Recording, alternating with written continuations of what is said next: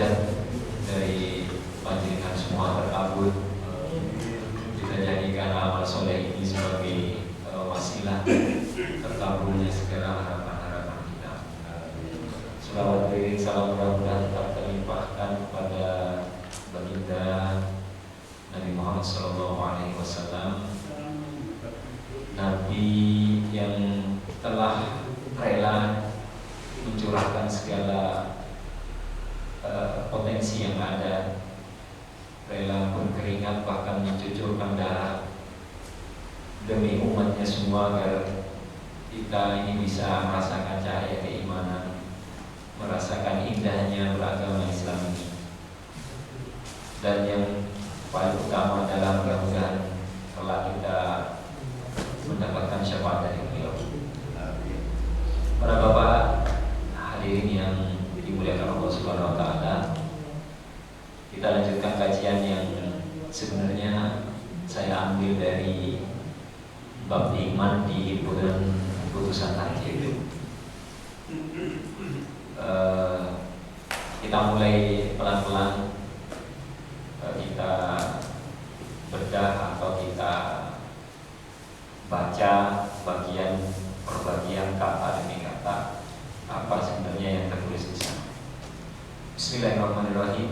Amma ba'd, fa innal firqatan najiyata. Ini petikan dari himpunan putusan tarjih bab keimanan itu. Fa innal firqatan najiyata minas salafi ajma'u 'ala al-i'tiqadi bi anna al-'alama kullahu hadithun khalaqallahu minal 'alami. Bahwa sesungguhnya firqah najiyah atau kelompok yang selamat itu, penjelasannya adalah dari kalangan minas salaf, dari kalangan orang-orang terdahulu. Ajma'u, mereka sepakat, alal i'tiqadi, di atas keyakinan, sepakat atas keyakinan, bi annal 'alama, bahwasanya alam semesta ini. Apa yang dimaksud alam semesta itu? Alam semesta adalah semuanya kecuali Allah Subhanahu wa ta'ala. Jadi lawan dari khaliq makhluk. Tidak ada yang ketiga antara khaliq atau makhluk, tidak ada. Setengah khaliq, setengah makhluk, tidak ada. Ya kalau enggak khaliq ya makhluk, kalau enggak makhluk ya khaliq. Nah, yang dimaksud kata bi annal 'alama kullahu hadithun, bahwasanya alam semesta ini semuanya yang bukan Allah Subhanahu wa ta'ala hadithun, dia adalah baru. Baru ini maksudnya apa? Baru ini maksudnya diciptakan, tidak ada dengan sendirinya. Lalu diperjelas khalaqallahu minal 'adam. Allah telah menciptakannya, alam tadi itu, minal 'adam, dari ketiadaan.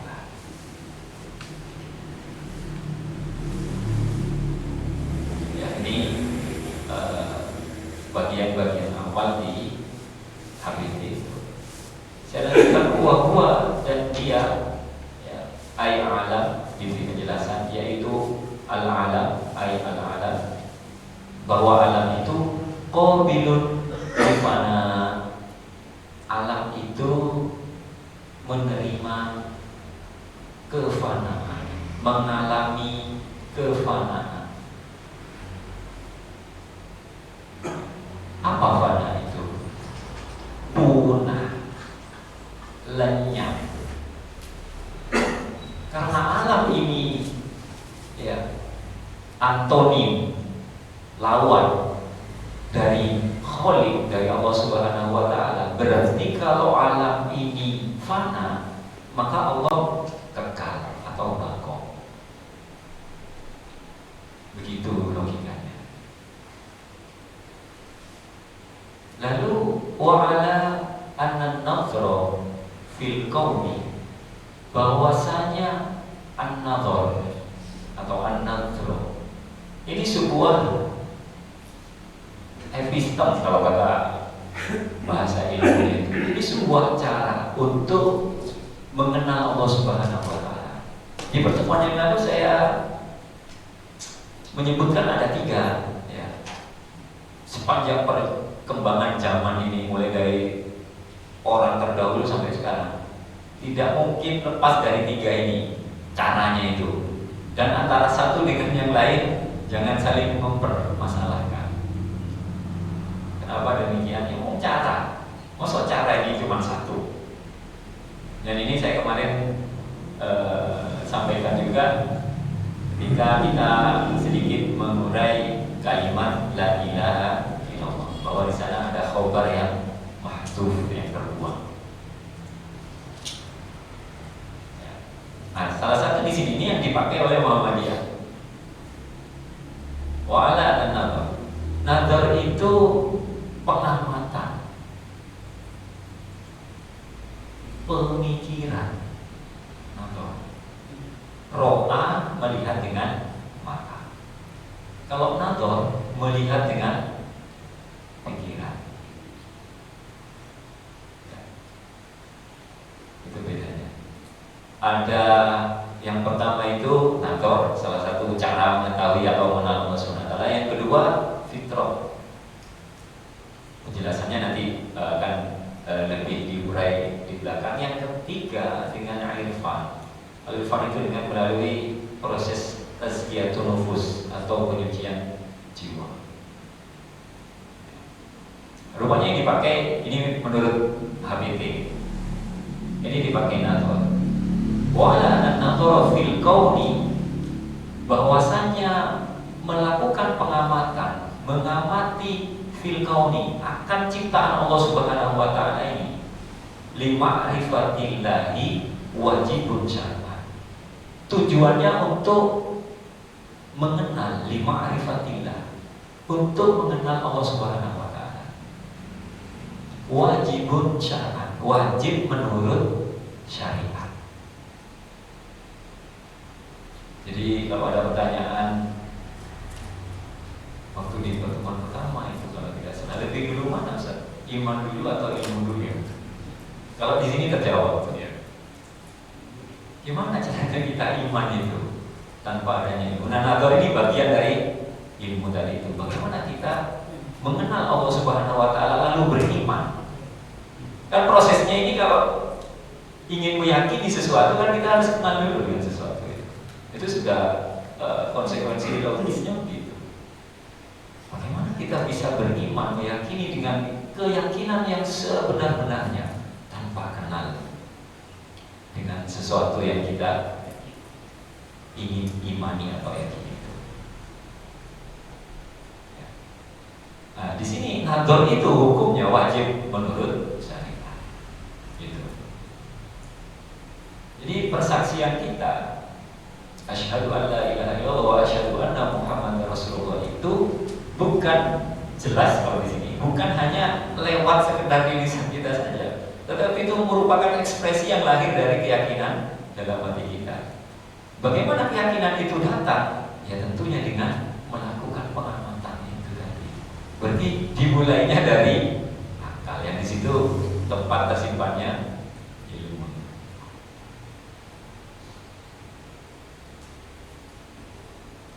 Kalau fisik kita, makanannya ya nutrisi-nutrisi yang setiap hari kita asup dari jenis makanan, minuman, buah-buahan, sayuran dan seterusnya. Tapi kalau akal kita, apa makanannya? Ya jelas ilmu. Bedanya otak dengan akal itu ya, kalau otak itu fisiknya, kalau akal fungsional. Otak itu strukturalnya, akal adalah fungsionalnya. Lalu ada komponen yang ketiga yang membangun kita adalah hati. Kalau hati itu makanannya apa? Ya pikir.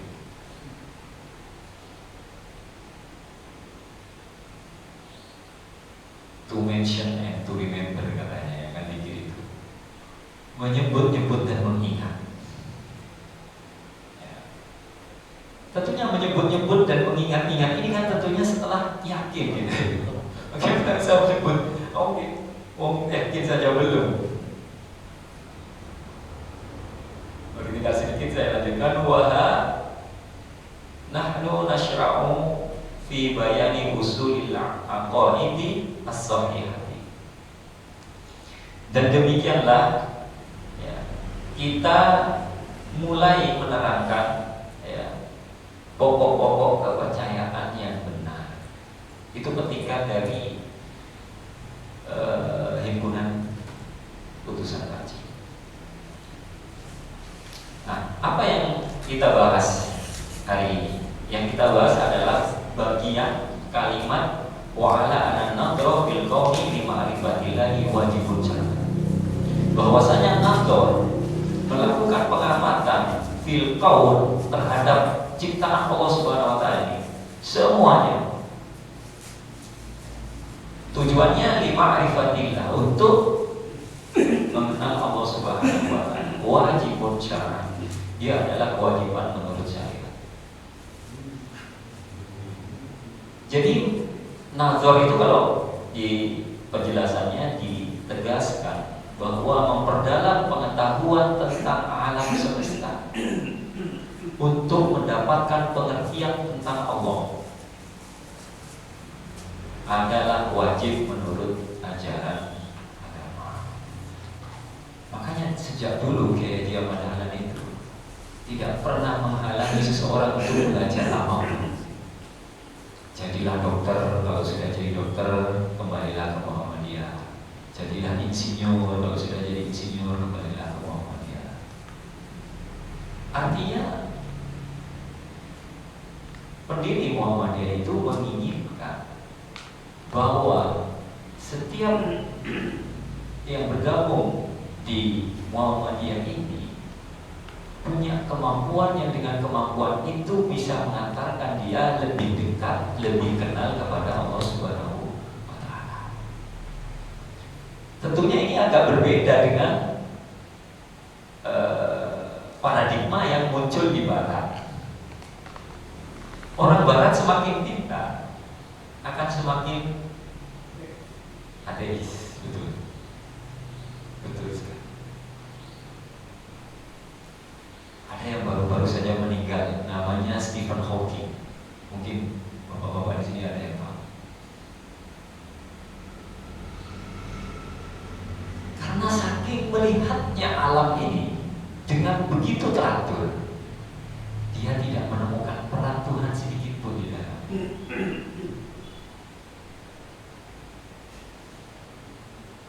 Kenapa orang kok meninggal? Karena sakit, entah itu sakit jantung, entah sakit ginjal, entah itu sebabnya orang meninggal. Begitu juga ketika ditanya, kenapa alam ini rusak? Ya karena sudah waktunya rusak, sebagaimana manusia tadi meninggal. Bukan ini sudah segala macam.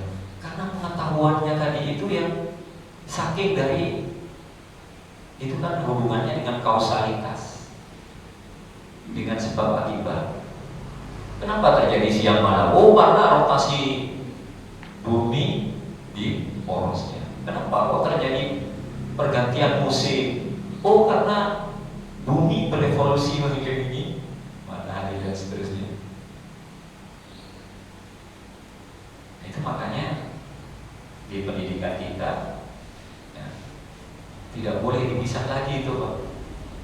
Tidak boleh lagi ada dikotomi antara ilmu pengetahuan yang umum dan ilmu pengetahuan yang agama.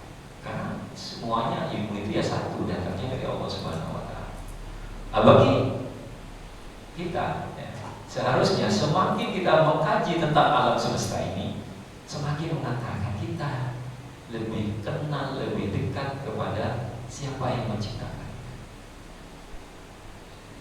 yaitu Allah Subhanahu wa taala.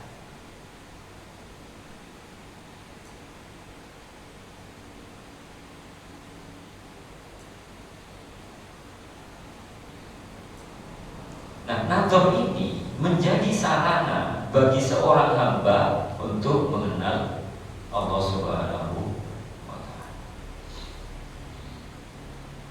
Kira-kira perlu guru enggak ya Pak? Guru perlu ya. Jadi ya ini tentunya bagi kita yang entah itu sebagai ayah atau sebagai kakek, ya, ketika berdialog, berinteraksi dengan anak kita atau dengan cucu kita, jangan lupa itu ya, menyisipkan persoalan-persoalan keimanan ini. Apapun itu, entah dia peristiwa-peristiwa yang dialami di luar dirinya atau peristiwa-peristiwa yang dialami di dalam dirinya. Sebisa kenapa saya bisa kenyang? Kenapa saya bisa ngantuk? Kenapa saya bisa sakit? Kenapa saya bisa sehat? Selain dijelaskan faktor-faktor sebab akibat tadi, jangan lupa bahwa sebab akibat itu ada yang menciptakan. Sebab akibat itu kira-kira makhluk atau bukan? Sebab akibat itu makhluk atau bukan? Kalau bukan berarti dia Tuhan. Karena konsepnya dalam ilmu akidah, kalau bukan makhluk berarti Tuhan. Kalau bukan Tuhan berarti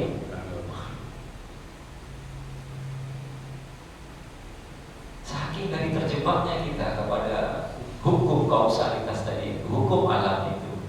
Hukum kausalitas ini kan hukum alam atau sunatullah yang Allah tetapkan di alam semesta ini. Sampai-sampai kita lupa kepada siapa yang menetapkan hukum itu.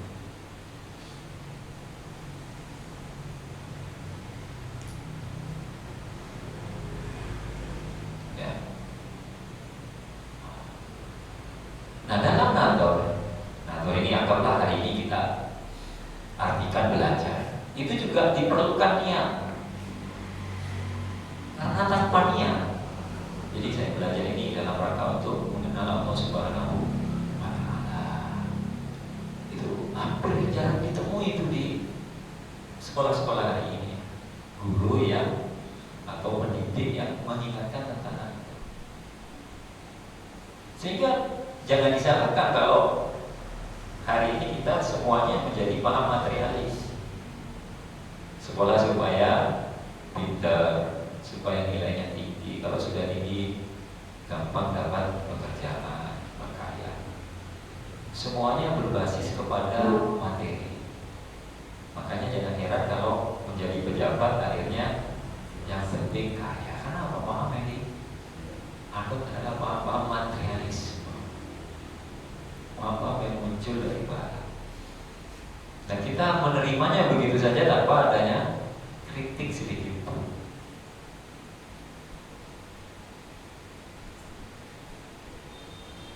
Baik.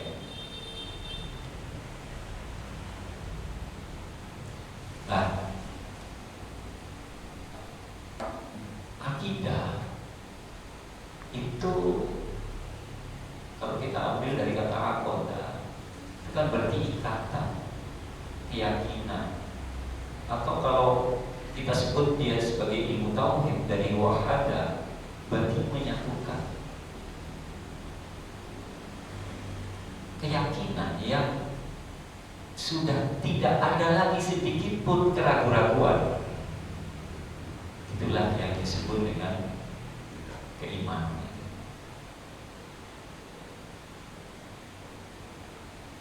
Nah,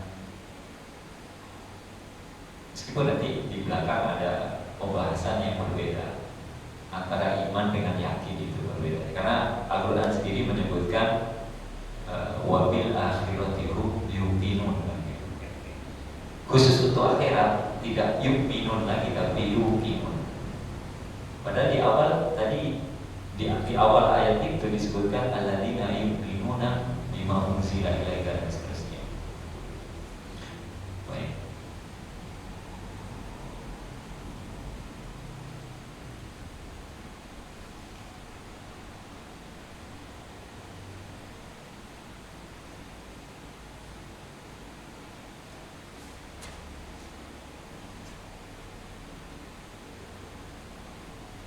Nah, tentang keraguan-keraguan keraguan ini di sini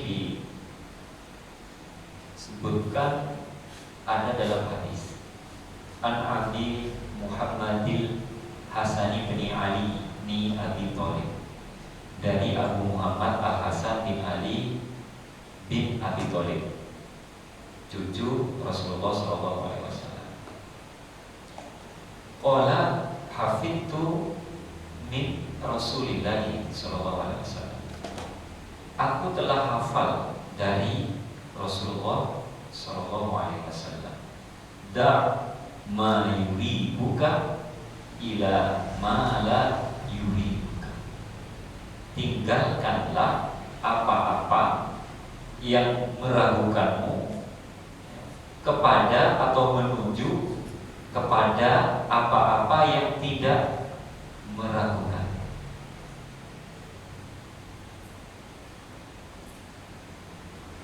Untuk mencapai level keyakinan itu, pasti orang itu awalnya mengalami yang namanya ragu-ragu. Dan ragu-ragu itu jelas dari setan. Kadang-kadang kalau kita ini sendirian gitu ya, suka muncul, terlintas dalam pikiran kita, kalau segala sesuatu itu ada yang menciptakan. Lalu yang menciptakan Allah itu siapa? Pasti begitu. Pasti begitu. Siapa ya? Maka yang begini ini ya, kalau mau jalan pintasnya ya kembali ke hadis Nabi ini. Da' ma la yuribuka ila ma la yuribuka. Da' ma yuribuka ila ma la yuribuka. Tetapi kita kan tidak bisa memungkiri kondisi dalam diri kita. Pasti ada pada keraguan-keraguan. Pernah itu. Atau mungkin bukan diri kita, karena ini namanya proses perjalanan pencarian.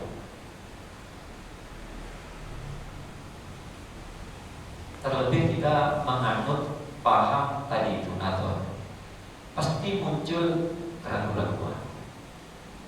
Bahkan ada ujar-ujar, orang yang tidak pernah ragu itu tidak akan pernah mengalami yakin. Orang yang tidak pernah ragu, orang yang tidak pernah bingung, berarti dia tidak pernah berpikir.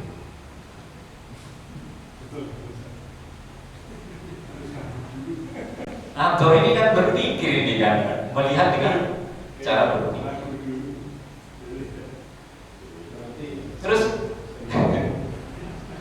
segala pertanyaan-pertanyaan ini kan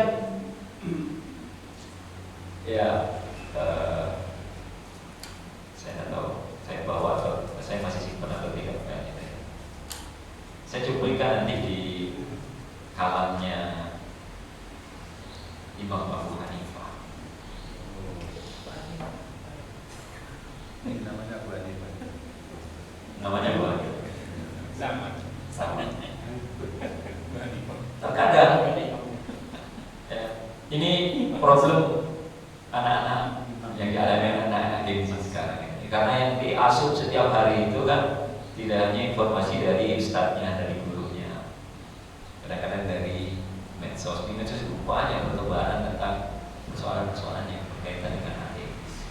Pada prinsipnya begini, saya sambil cari mudah-mudahan apa namanya saya mati.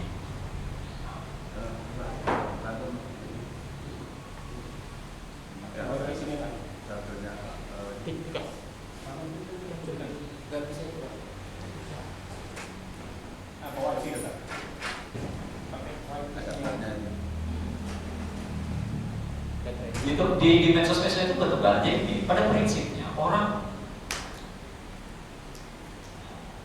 itu tidak ada yang tidak digerakkan oleh akidah. Pada prinsipnya begitu Bapak. Hatta orang ateis sekalipun itu perilakunya, pemikirannya digerakkan oleh keyakinannya itu. Keyakinan sebutlah itu akidah. Loh, katanya orang ateis tidak punya keyakinan. Punya sebenarnya. Apa keyakinannya? Ya ateis itu keyakinannya. Iya kan? Jadi nggak ada orang itu nggak punya akidah, nggak ada.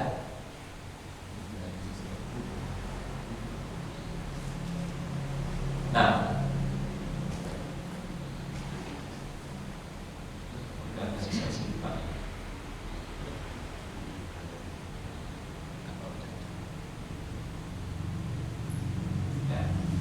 jadi makanya di kita itu dikenal dengan akidah Islamiyah. Kalau diartikan huwa hiyal umurul ghaibiyah allati ya'taqiduha ahlul Islam. Akidah Islamiyah itu adalah perkara-perkara ghaib. Artinya ghaib ini memang tidak bisa dilihat oleh panca indera, dirasakan oleh panca indera, didengar, dirasakan, dilihat, dicium. Allati ya'taqiduha ahlul Islam. Yang orang-orang Islam meyakininya. Berarti kalau gitu ada akidah Nasraniyah, akidah ateis. Itu yang menggerakkan seseorang ini sholat 5 kali sehari. Ini kalau tidak digerakkan iman, malas pasti. Makanya bagi seorang mukallaf itu kewajiban pertama itu bukan sholat, tapi apa? Ya mengenal dulu Tuhannya. Yang menurut HPT mengenal Tuhan itu jalurnya lewat akal tadi. Bayar zakat, urusan uang. Saya yang pasti kita begitu dulu. Saya yang banting tulang untuk mencari nafkah, kok disuruh keluarkan untuk orang lain yang bukan siapa-siapa misalkan, meskipun di ayatnya itu untuk yang orang terdekat dulu. Bayar zakat 2,5%. Padahal kalau di agama Nasrani itu 10% per 10-an. Jadi tidak ada seorang pun yang tidak digerakkan oleh akidah. Saya kutipkan kalamnya Imam Abu Hanifah tentang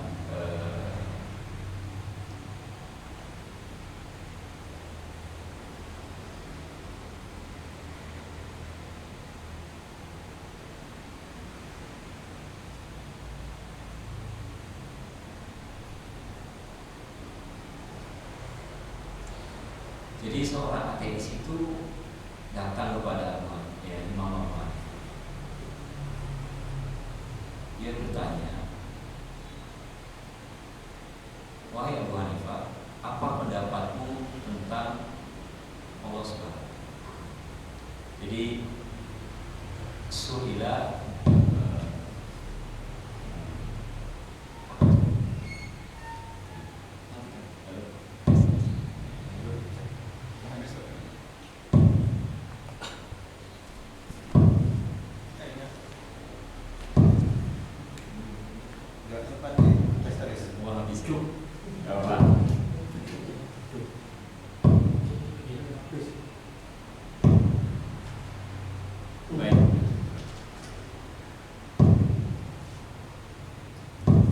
Inna ba'daz zanadiq. Sesungguhnya ada sebagian zanadiqah, sebagian orang-orang ateis.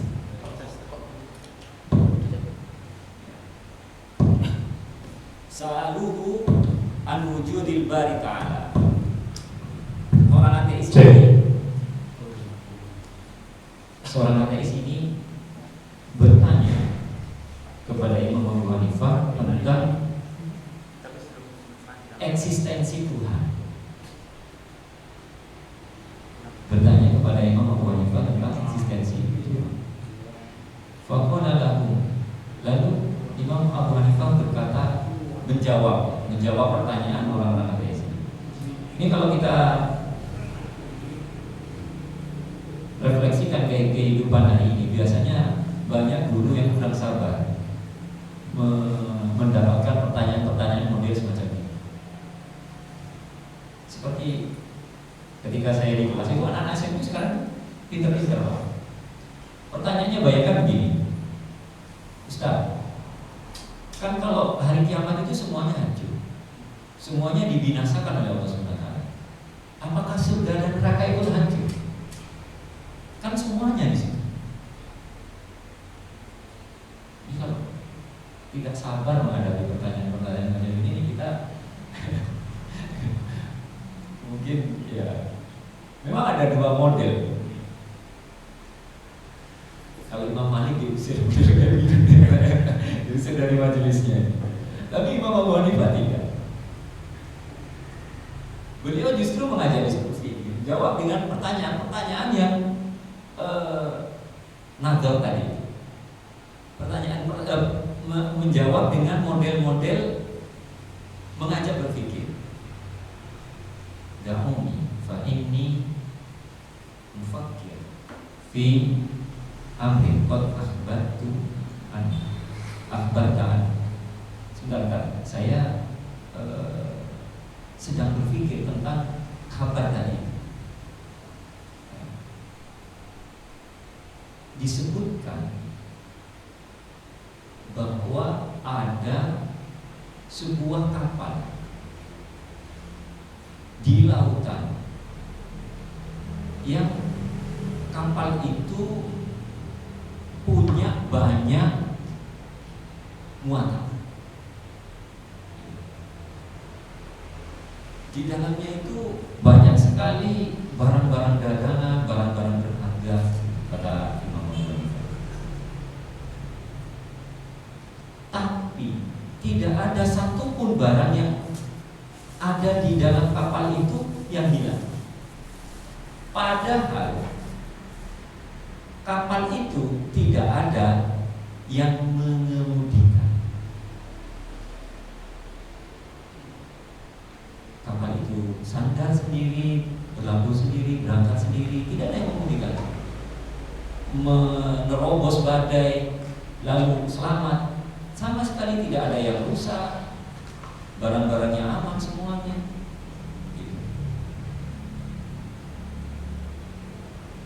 Ya. Lalu apa jawaban seorang ateis itu tadi? Faqalu hadza syai'un la yaqulu lahu 'aqil. Semua itu adalah sesuatu yang la yaqulu yang sama sekali tidak masuk akal. Dia menjawab sendiri pertanyaan atas dirinya sendiri. Kalau kamu mengatakan bahwa sebuah kapal tadi itu mustahil, tidak ada nahkodanya dia, barang-barangnya di dalamnya aman, kapalnya berlabuh sandar, lalu berlayar tanpa ada halangan, tanpa terkena badai sedikit pun, padahal tidak ada pengemudinya, kamu mengatakan itu sesuatu yang mustahil. Kenapa kamu masih mempertanyakan tentang eksistensi? Alam raya ini kurang teratur bagaimana?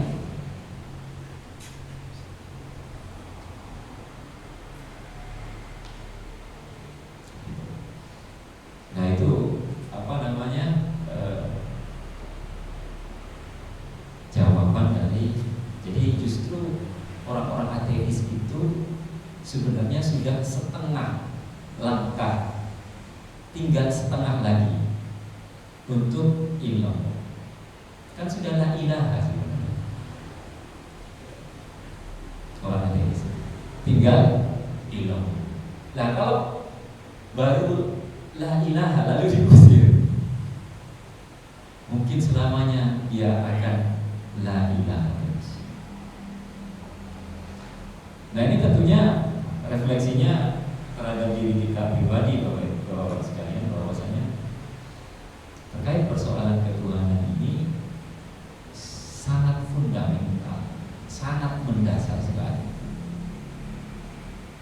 Diterimanya amal-amal ibadah kita itu itu? Tentunya karena ada landasan iman.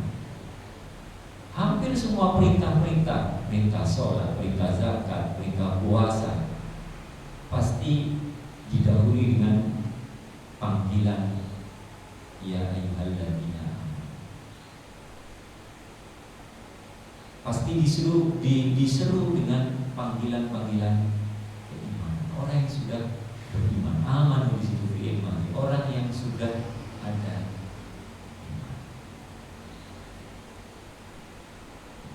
Kalau ternyata iman itu memang sangat berharga dan sangat fundamental, dan kita hari ini bahasakan keimanan itu hadir dalam diri kita, sementara banyak orang yang merasakan bahwa keimanan itu bukan sesuatu yang bisa diwariskan.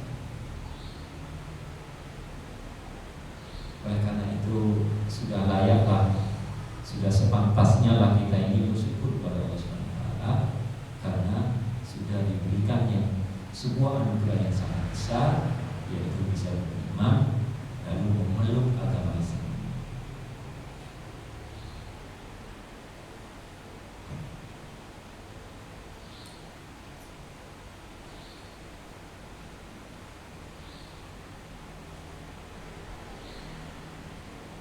Lalu yang terakhir sebelum kita tutup, jika seseorang sudah mukallaf namun tidak mau tahu tentang adanya Tuhan,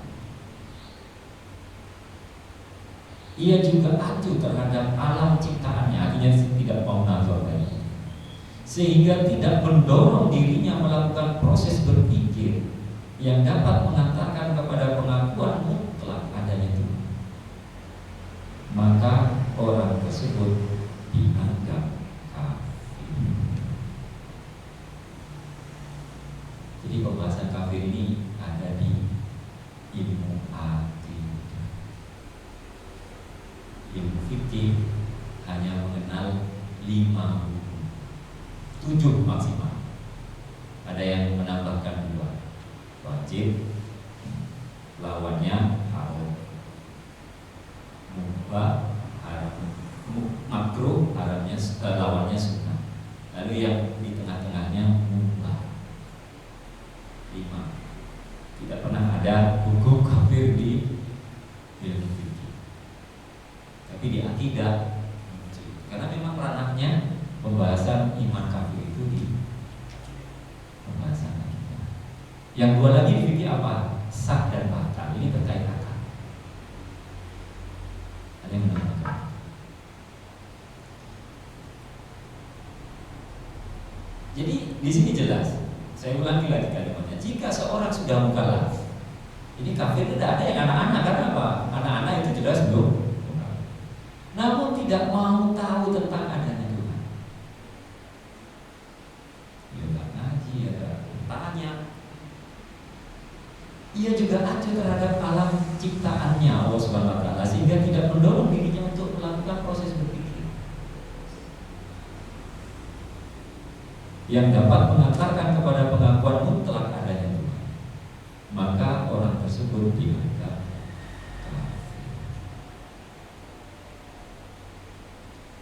Orang-orang ini dicela oleh Al-Quran karena tidak mau menggunakan akal pikiran yang telah diperintahkan kepadanya untuk berpikir mengenai adanya Sang Pencipta. Jadi berpikir ini sebenarnya juga diperintah oleh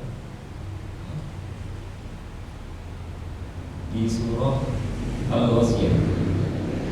A'udzubillahi minasyaitonir rajim. Afala yanzuruna ilal ibili kaifa khuliqat. Apakah mereka tidak nazar yang dulu? Apakah mereka tidak nazar, tidak memperhatikan ilal ibil, kepada unta? Kaifa khuliqat, bagaimana unta itu diciptakan? Wa ilas sama kaifa fi'al, dan nazar kepada langit, bagaimana ditinggikan? Gak ada tiapnya, gak runtuh. Wa ilal jibali kaifa musibah, dan kepada jibal, kepada gunung-gunung bagaimana itu ditegakkan. Wa ilal ardi kaifa sutiha, dan kepada bumi bagaimana dilampang. Ya. Fadzakir innama anta, maka peringatkan wahai Muhammad, innama anta mudzakir, sesungguhnya kamu hanyalah orang yang memberi peringatan. Artinya Nabi pun tidak punya wewenang untuk membuat orang itu beriman. Bahkan Nabi sekalipun, coba bayangkan betapa iman ini anugerah yang sangat berharga dan besar yang diberikan oleh Allah kepada Nabi pun kepada paman kesayangannya Abu Thalib tak bisa memberikan.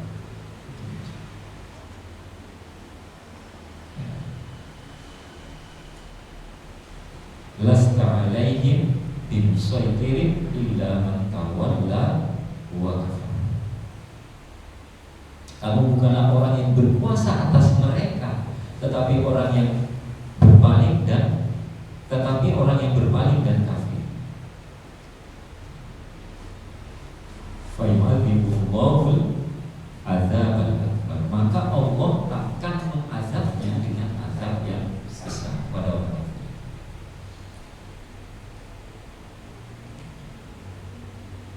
Inna ilaina iyabahum summa inna alaina hisabahum. Kemudian sesungguhnya kepada kamilah mereka akan kembali, kemudian sesungguhnya kewajiban kamilah menghisab. Siapa yang mengatakan kafir? Allah Subhanahu wa taala melalui terhadap orang ini, problem ini Pak, terhadap orang yang hari ini dituduh sebagai kafir. Nah ini dijawab oleh Allah Subhanahu wa taala. Inna ilaina iyabahum summa inna alaina hisabahum. Nanti urusan Allah Subhanahu wa taala itu.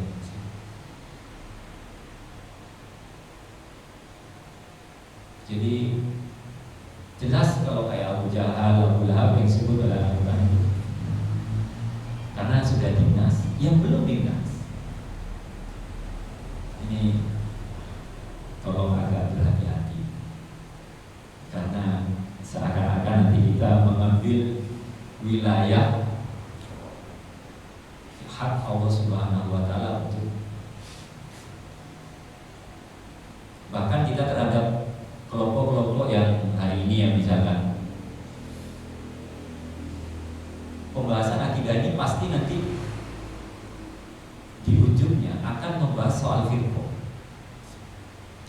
mulai dari yang paling tua Syiah, lalu Khawarij, lalu Mu'tazilah, Jabariyah, Qadariyah, Jahmiyah, Mujassimah, dan sebagainya. Ahlus Sunnah mengatakan ahlul kiblah. Apa itu ahlul kiblah? Orang yang masih sholat menghadap kiblah itu tidak kafir. Lalu mengatakan mereka apa? Ya akidahnya bermasalah gitu saja. Kafir tidak, karena sangat berhati-hati. Tapi itu kita kanan aja ya, bapak-bapak sekalian.